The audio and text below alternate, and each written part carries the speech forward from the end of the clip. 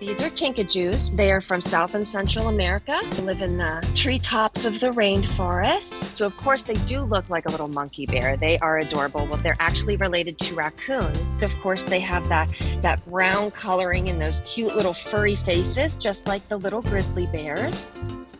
This is Winnie. She's named after Winnie the Pooh. She was an owner surrender. So she came to us just before her second birthday. She was born with a deformity where her two middle fingers were completely mangled. She grew very aggressive. She was in a lot of pain. So her family contacted me and we made the decision. They went to the vet. They ended up getting that whole hand, whole left hand amputated. So that was removed. Her amputation, she's limitless. It does not affect her at all. She's no longer in any pain. She walks around, she walks on it. And if you get a really good look at her there, you'll see on the right, she's missing one of her canines. She's missing a fang. So her tongue just falls out of the side of her mouth. So there is that 4 to 5 inch long tongue that kinkajous use to get honey and nectar in the wild. That is that famous kinkajou tongue. So you'll see her commonly with her hand in her mouth.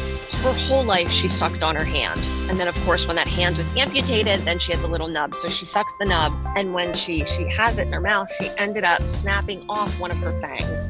So that's why we had the fang removed, and that's why her little tongue jerks out. So they're very sensitive and they bond very closely. They do not rehome easily. Winnie, I mean, I tell you, so she got here. When she got here, her first 3 months here, she was very sad. Very sad. She settled in very slowly.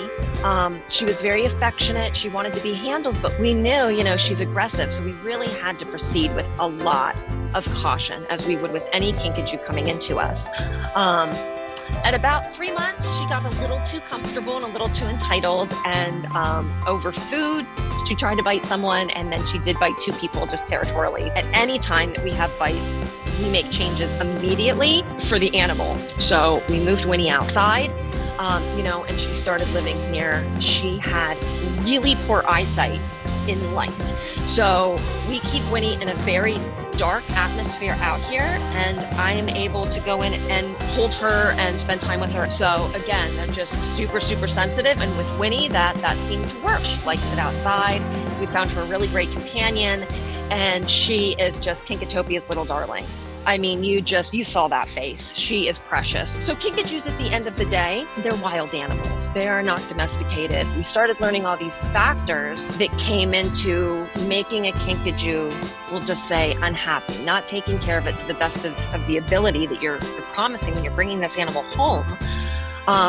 If they're in too small of a cage, if they don't have the right diet, they don't have enough stimulation, interaction, these animals can start to turn, and it's by no fault of their own. I mean, rightfully so. They don't have the adequate things to keep them happy physically and mentally.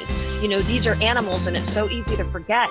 There is a mental component to this. They are emotional and they are smart.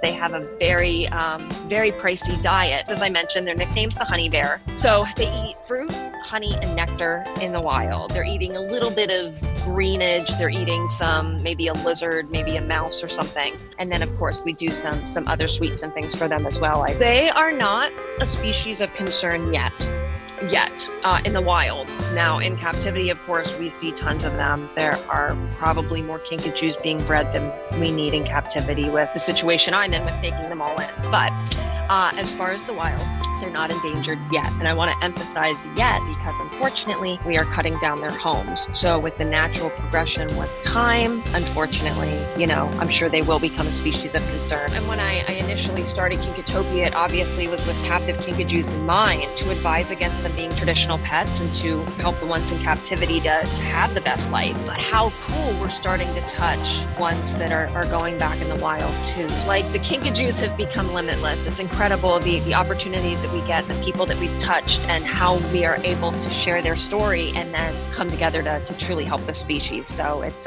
really amazing.